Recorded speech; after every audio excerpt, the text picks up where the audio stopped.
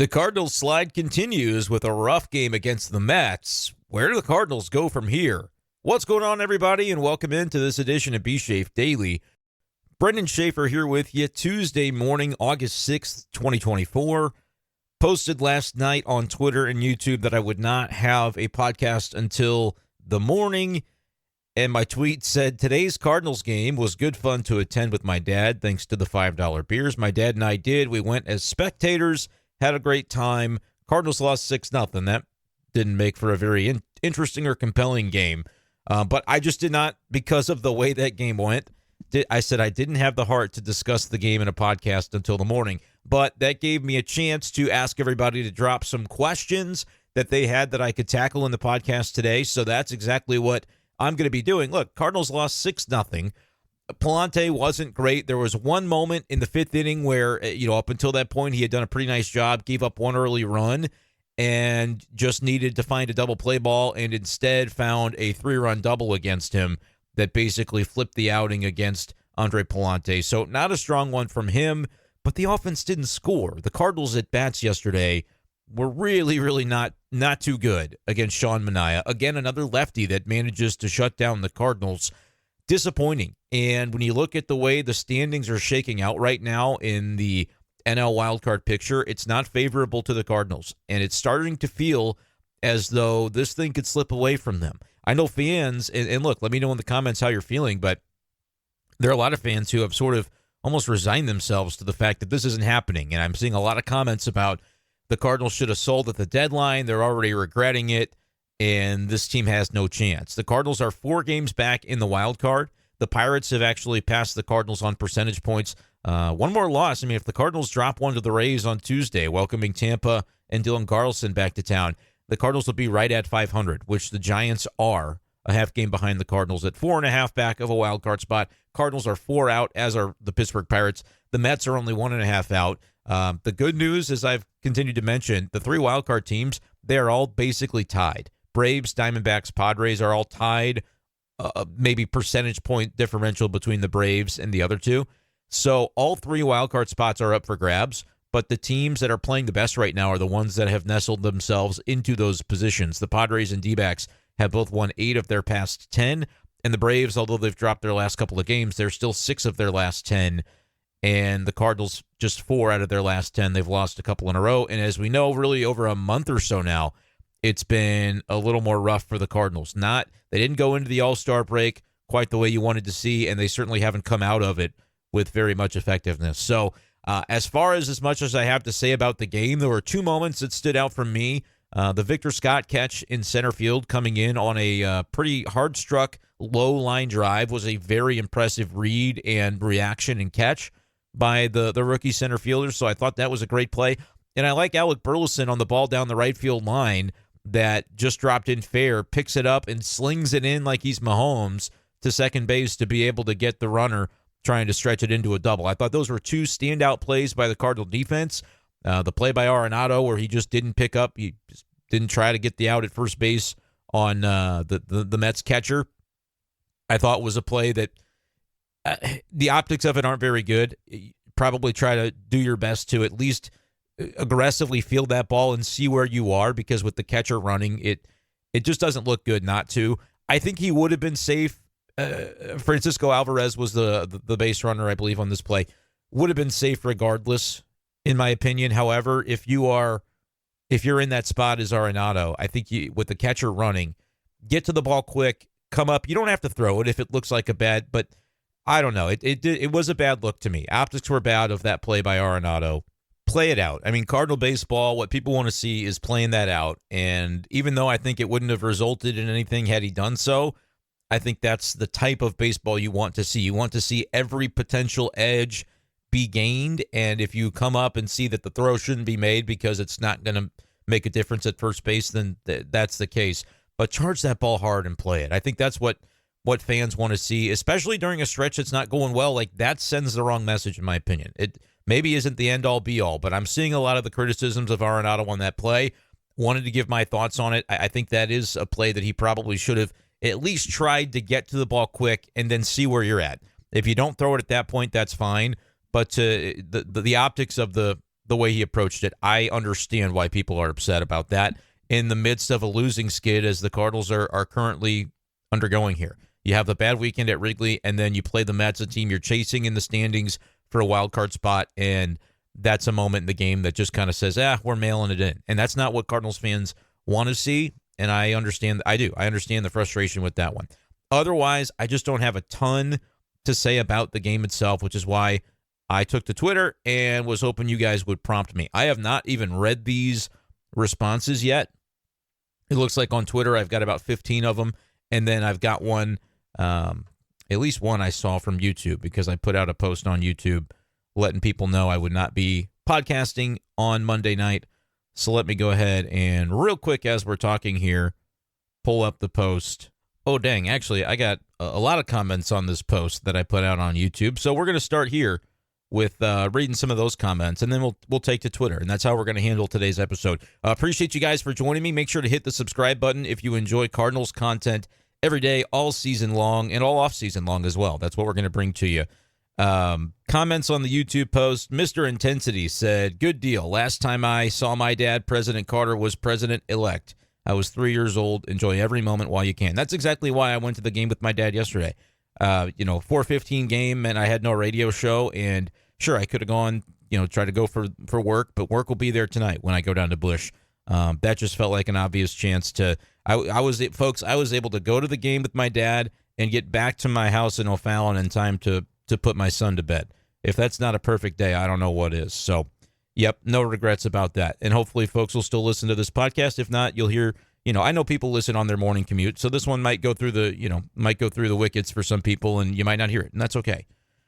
Ace said that he subscribed to my other channel. Yeah, I'm trying to get a fantasy football channel started. I got to get 1,000 subscribers before I can make any money off it. So I'll put that link again in the description of the video. If you guys like fantasy, definitely subscribe. If you don't, subscribe and turn off the notifications, because I'm really trying to get to 1,000 on that other channel. But Mr. Brown said, I wonder how this team will improve for next year. Most of the rotation is under contract, but will be a year older. Goldie's contract off the books, but Gray gets a pay bump. So there are a lot of players who are fine, probably won't be replaced, like Donovan and Newpar. Yeah, the Cardinals have a lot of guys that are solid, but who are going to be the stars that carry the team on the pitching side or on the position player side?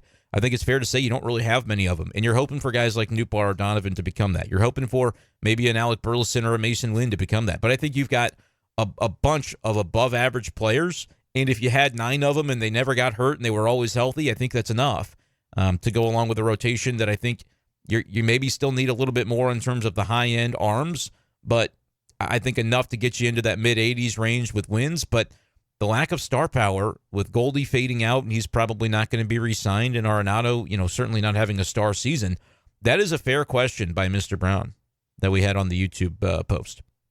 Andrew said, my question, given both Burleson and Ciani's success this year, what does the ideal Cardinals outfield look like for 2025? No longer have Edman, O'Neill, Carlson, or Palacios. The Contreras rumors seem to have ended. Yeah, he's not going to play outfield. Newpart appears to be a bit more injury-prone than we thought, and Walker's still down at Memphis. I think Victor Scott might benefit from one more summer in AAA, but maybe the rest of this season will show otherwise. I think Andrew laid it out perfectly. Burleson could end up as the first baseman next year. If Goldie does walk, and I think the Cardinals are going to let him, Arizona seems like an obvious spot for him to potentially go. If Christian Walker leaves there in free agency, Goldie could go back home, as it were. But and as far as just plopping Burleson to first base, I think people are going to realize just how good Goldie was defensively, or is defensively, if that replacement is made, not because Burley can't do a nice job, but he's not played a ton of first. If you look at his minor league game logs, it seems like a natural fit that he would be able to move there, but Goldie is really, really good defensively at first, and I think the pitching staff and the third baseman and the shortstops that always can rely on Goldie to pick the ball out of the dirt, I think we're going to notice a change if and when Goldie departs.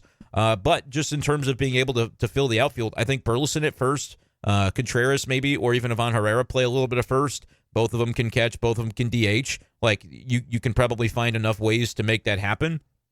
I do think having a consistent first baseman would be better for the infield defense, but to have a couple of different guys play there seems reasonable. You could play Donovan there, but I think Donovan is too valuable defensively at other spots, so that's not necessarily what I'd be looking to do.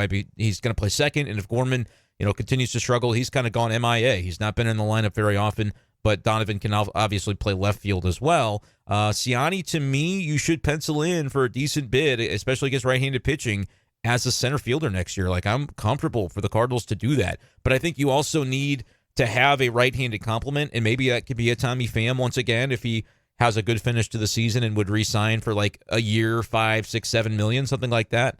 I think could potentially fit. He is getting up there in age, but we know that the dynamic of what Tommy Pham brings is valuable to this Cardinals team. But yeah, and then you kind of look at Newpar's going to be in there somewhere. I prefer him in a corner. I think the Cardinals do too. And that's possible to do if you have Siani. Again, Donovan playing a little bit of second, a little bit of maybe even a little bit more third as Arenado, continues to progress into his contract and his age. Donovan, you could pencil into left field a decent amount. But if Burleson's playing more first base, that could free up Jordan Walker potentially to come back to right field. And then between Walker, Siani, who Siani won't have to play every day, but I think you want him out there as much as you can. And Victor as well could be we're waiting to see whether Victor can be Siani with maybe a little more potential offensively. And for right now, I think Siani's bat is further progressed, and I would agree that maybe starting Scott in center next year down in AAA would be maybe for the best. But like you said, Andrew, in your question, maybe Victor the rest of the way shows it's his job and he's ready for it. The bat has got to improve compared to what we've seen from him so far. So I think as far as the outfield goes, I don't think they would need a ton of change, because if you move Burleson to first, that can sort of be the way that Jordan Walker comes back to the mix. And I do think he'll be ready offensively to be more of an everyday player in the big leagues next year. That's at least something the Cardinals are probably banking on. So I don't think you need a lot to change, but it might be nice to bring Tommy Pham back. Like, I think that if you did that, had Burley play more first than outfield, and then you still have the DH spot to play with, I think it could work out. But like I said, if we're looking at all these names and saying, oh, pretty good, where is the star going to come from? And do the Cardinals, where do they get that star power from? Do they just say, hey, we have to hope one of our guys turns into that, and Mason Wynn ascends to even another gear, or Burleson ascends to even another gear, or Donovan or Newpar? It's an interesting question, because if you don't have a superstar in your lineup, do you need to find one in the rotation? Because I don't think Sonny is quite on that level of ace. I think he is their number one. He is an ace, but we've seen him be fallible at times this year. Scott said, sorry if you've covered this, but I haven't been able to watch the Cardinals since Thursday night. Thinking the game was in the bag, I had a bounce in my step. Elated we get a win against the Little Bears' best pitcher. Instead, ended up throwing up in my mouth and was pissed off all weekend. He deleted the MLB app from his phone, took a little bit of a break. Basically, the way that Cubs series went, he didn't feel good about it. When I read about what Helsley said after the game, he said, well, it was the third time they'd seen me this year. I can't leave breaking balls up over the plate. I've got to throw more fastballs. And Scotty said, in no certain terms, yeah, that sounds like a good idea. I think Helsley understood what happened there and bounced back from it the next time he faced the Cubs, and hopefully against the Rays this week he gets his chances and Cardinals can win a series here. Who's calling pitches, Ollie or the pitcher/catcher? It's not Ollie, it is the catcher, is the answer to that question. And Scotty also wanted to know, well, he basically said, as you asserted, saying the biggest news of the deadline wasn't the trades, but it was the news that John Denton delivered about the DeWitts, saying they would not take additional payroll at the deadline. Yeah, that ends up being something that we're going to have to think about. And that's a much longer comment there from Scotty. I can't necessarily dive into every little bit of it, but go check that out in the post that I did last night on YouTube if you want to see his full comment. But some good thoughts there from Scotty. Why expect anything different from a super mediocre team is the question from Cold Pack. Yeah, look, I think they could end up, eking out 85, 87 wins, but think about the pace that they would need to embark upon. To win 30 of their next 49, that's a 100-win pace over the last month and a half of the season, 2 months of the season. They need to go on a 100-win pace over that stretch just to get to 87 wins. And 87 wins is not a guarantee, because right now the wild card is about 87.5, 88-win pace, if I'm not mistaken. So even doing that, going on a 100-win pace the rest of the way might not be enough. And if this team doesn't have superstars that are going to carry it, and its superstars that are supposed to be on there, like Nolan Arenado, aren't acting like superstars in the way they're carrying themselves every single play. Like when we see in sports the superstars that perform in a way and they behave in a way that's like, oh, he gets after it every play, he never takes a play off. We credit the players for doing that. We understand, though, that the corollary to that is that sometimes you don't see that, And in those cases, like we talked about the other day when it comes to base running, are you always going to try to bust your butt to break up a double play? And sometimes we see the guys not do that if they don't think there's a very good chance of it. There is the rare player, though, that does it no matter what. Tommy Pham is an example that does it no matter what. Now, he gets the most out of his talent as a result. He's a talented guy, not a superstar. But Tommy Pham never loafs it. And look, I mean, if you've got your superstars not performing like superstars, and then there's the perception that they're sometimes loafing it, I mean, this could just be a mediocre Cardinals team. They got to find the gear from somewhere, and I haven't seen it over the past week. Shilu said, hard not to question the effort level today. How was the effort level and excitement that was around this team a little over a week and a half ago, and how does it end up where we are now?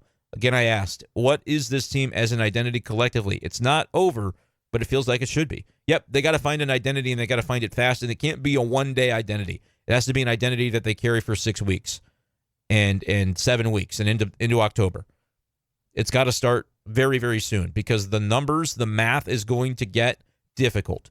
They need a 100-win pace starting today to get to 87 this season. That's just a fact. And if they don't get to 87, they're probably not making the playoffs because of the way the wild card's going right now in the NL. Teams are they're coming.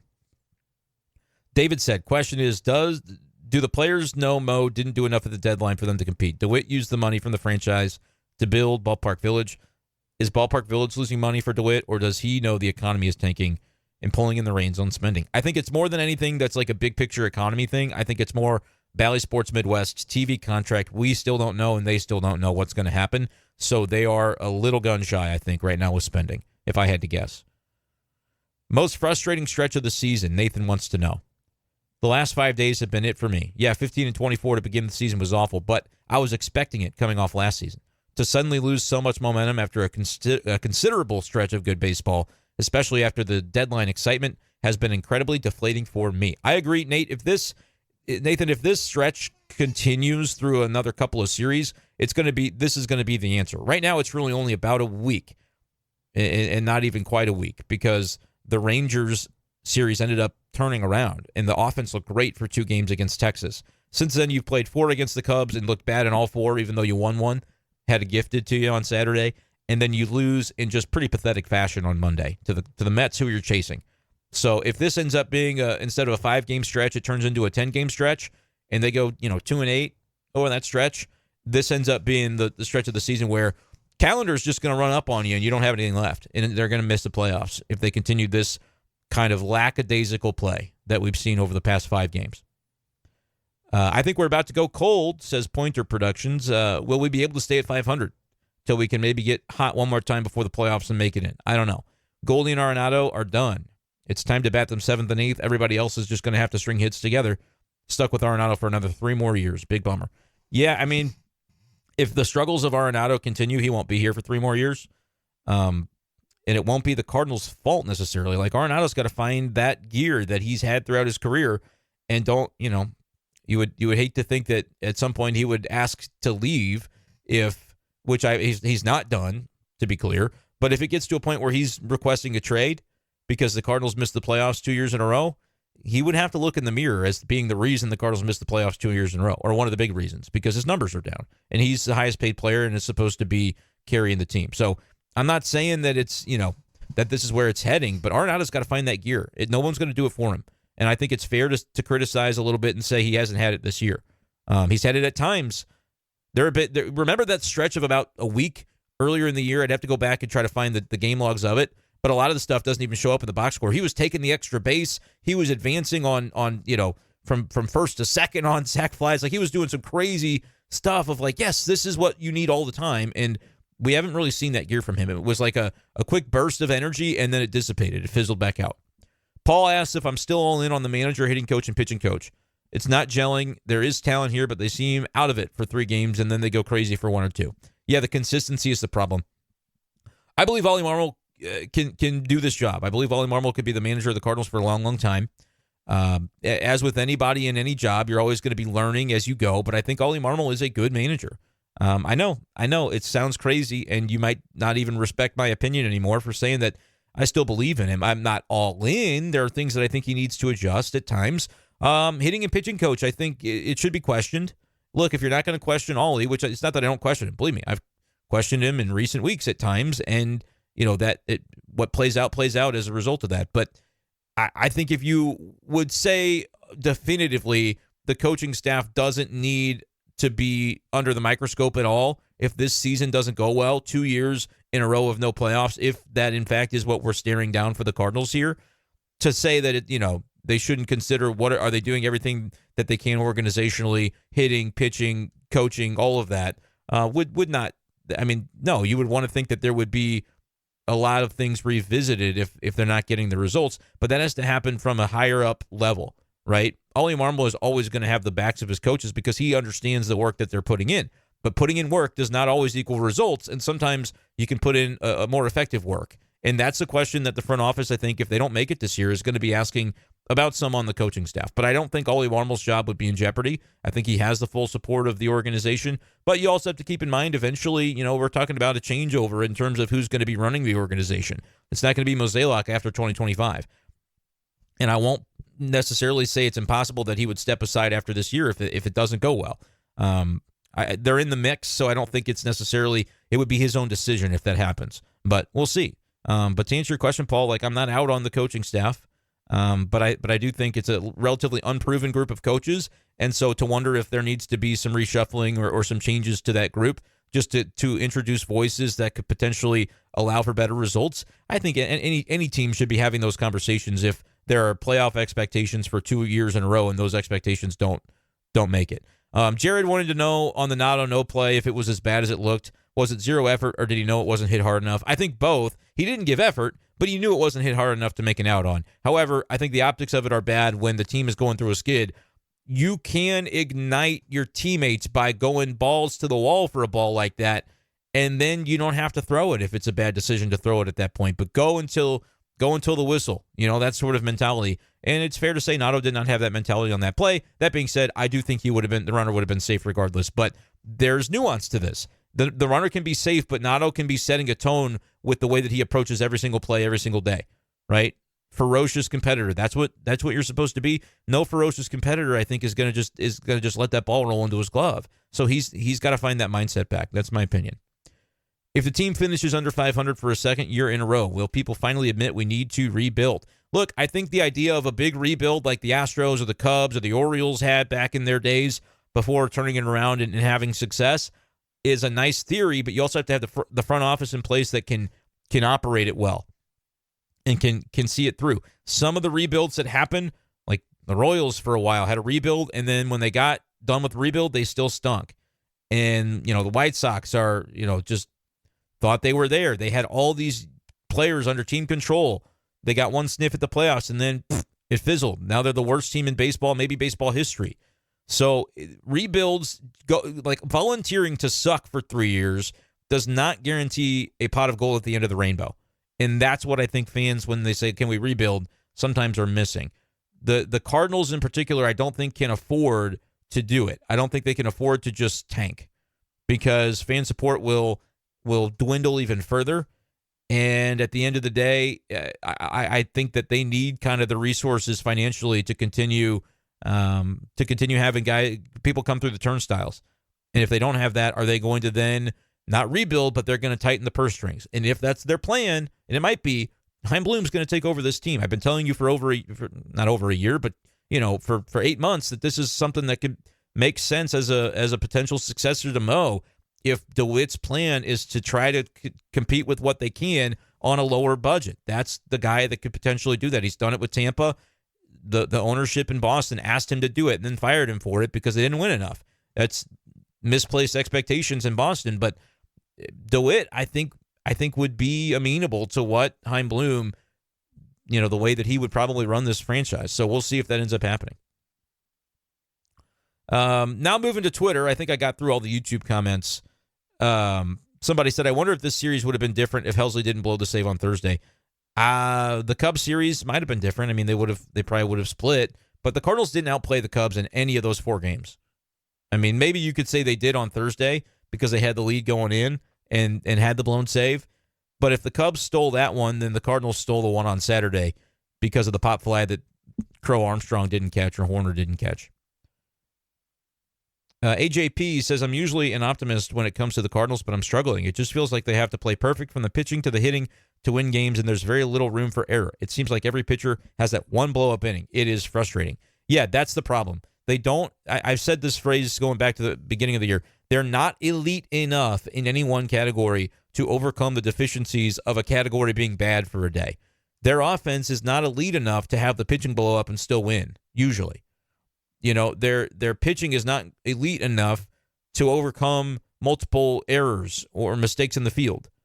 Their, you know, even their base running is sometimes not, their offense is not elite enough, I should say, to overcome base running gaffes. They can't afford to make those kind of errors. And when they do, in a couple different categories, you lose those close games on those margins. And that's been the story of the Cardinals when they haven't gotten it done this season. And as people have said in the comments, they get it cooking for a couple games at a time, and we think this is the team. This is the Cardinals team they can be. And then it fizzles. And it's inexplicable how it doesn't last. What about Arenado's effort on the ground ball in the ninth? This isn't an isolated incident. Numerous times this year, he has appeared to dog it, gives bad vibes. Yeah, look, I get it, man.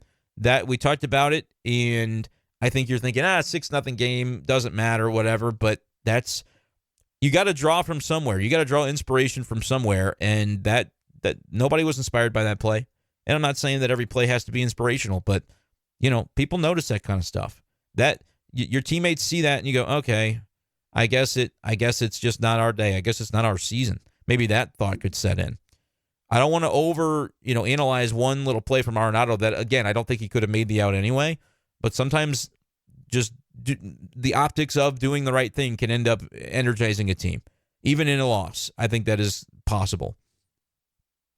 Bruce wanted to know if my beers were draft or can. They were actually the aluminum bottles, $5 at Busch yesterday. It was a good time.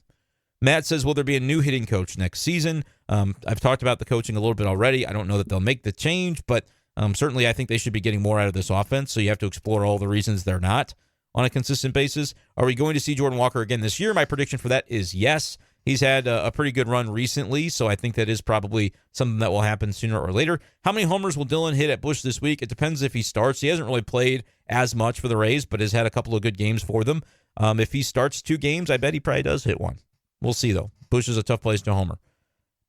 Thomas says that Derek Gould talked quite a bit about what it'll take to excite a fan base that has lost interest. Thoughts? For me, it has to be frequent discourse about chasing a division title and then going out and doing as such. Also, transparency. Human interest in general nowadays is fickle, but alas. Yeah, I think you have to go out and you can talk the talk, and then you got to go walk the walk. And the Cardinals have not been walking the walk. We can like the players, we can like the manager, we can say I am an optimist. I am always going to be inclined to give the benefit of the doubt. But when your numbers are your numbers and you go maybe a second year of no playoffs, that will be definitive at the end of the season if they don't make it. I still think they can make it as of today, but their window is shrinking. Herc wants to talk roster construction, not just catcher DH double down like Walker legacy roster spots, but the constant trend to apply a bandage each season and middle around halfway competitive versus establishing a new direction by ripping off the Band-Aid. Yeah, they fill holes and do almost what feels like the bare minimum to get them back to that 83 win expectation, but where's the star power coming from? They have to find studs.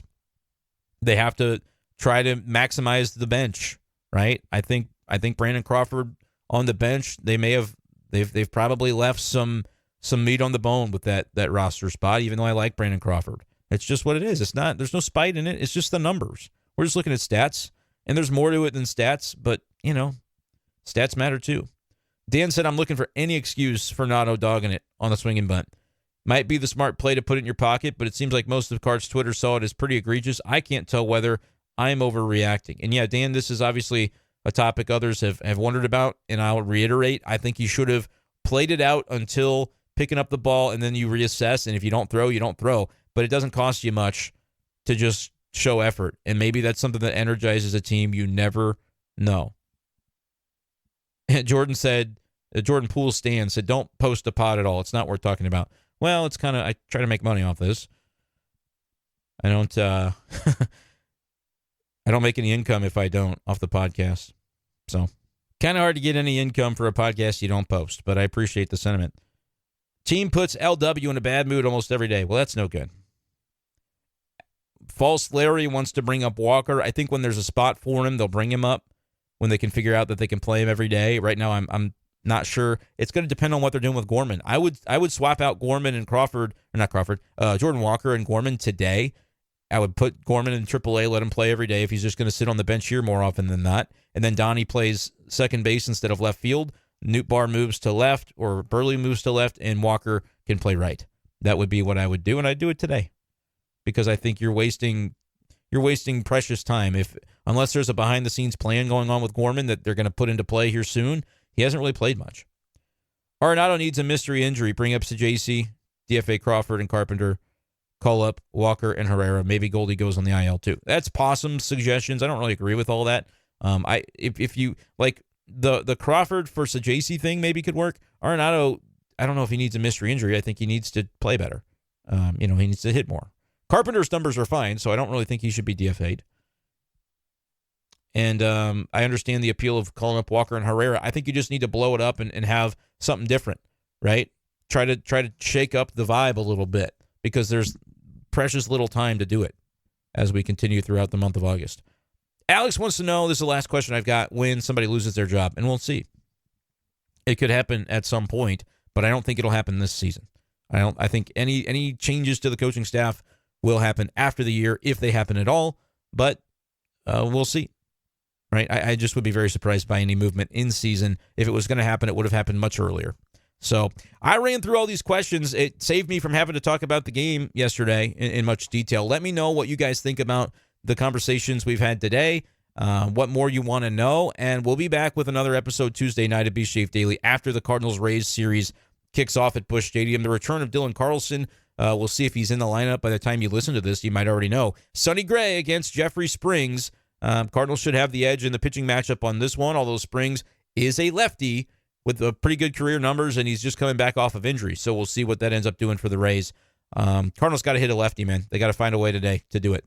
We'll see tonight whether they do, and we'll join you back for B-Schaeff Daily on Tuesday night. Thank you guys so much for listening. One more reminder to check out my fantasy football channel. Just hit subscribe if you want to help me out, and that link will be in the video description here. We'll talk to you next time on B-Schaeff Daily. Peace.